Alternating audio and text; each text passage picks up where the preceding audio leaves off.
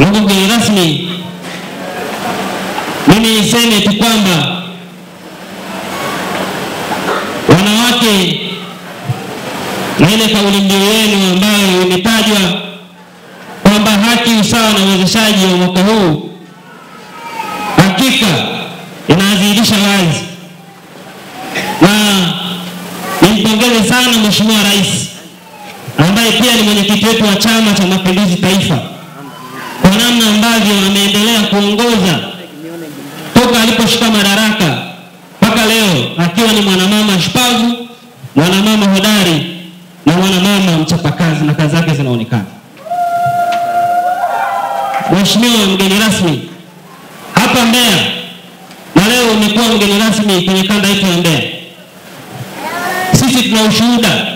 Wewe ni mwanamke, kazi zako ambazo umeendelea kuzifanya ndani ya jiji la Mbeya, ukiwa kama mbunge na spika, lakini rais wa Umoja wa Mabunge Duniani.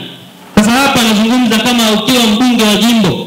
Tumeona ndani ya muda mfupi sana mambo makubwa ulioendelea kuyafanya ndani ya jiji la Mbeya, yanadhihirisha kwamba wanawake wakipata nafasi wanaweza kuitumia vizuri na kuongoza gurudumu hilo likaenda sawa sawa. Hapa hatuna mashaka kabisa na wewe, na mwaka huu ni mwaka wa uchaguzi. Tumeona kazi nyingi ambazo unazifanya, tumeona nguvu yako kubwa ambayo umeifanya, tumeona namna ambavyo unashiriki na wanambeya na wananchi katika kuleta maendeleo ndani ya jiji la Mbeya. Hatuna mashaka kabisa na wewe kuendelea kukuunga mkono katika kutuongoza ndani ya jiji la Mbeya. Na mimi niseme tu, mwaka huu ni mwaka wa uchaguzi.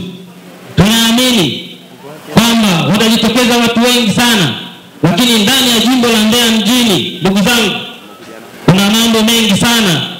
Inatakiwa unapotoka nyumbani jipime sawa sawa, tafakari na ujipime sawa sawa kwamba naenda kugombea jimbo la Mbeya mjini. Tafakari vizuri, kwa sababu mtu aliyoko hapa kuna mambo mengi ya kujaribisha, lakini sio bunge ndani ya jiji la Mbeya.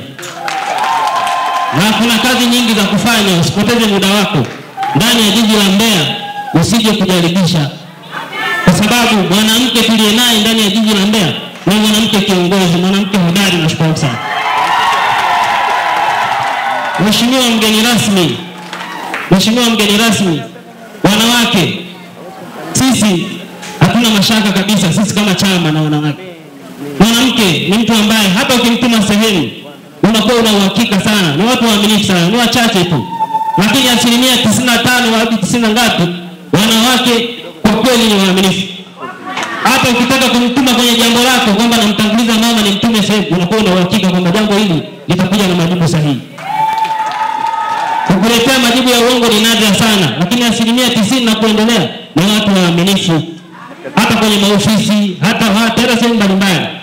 Kwa sisi hatuna mashaka kabisa na wanawake, na hasa katika kuongoza na kuleta maendeleo katika maeneo mbalimbali. Mheshimiwa mgeni rasmi, katika kushiriki uchaguzi, ushiriki kwa wingi katika kushiriki uchaguzi, lakini pia kama hiyo haitoshi, kugombea nafasi zilizoko.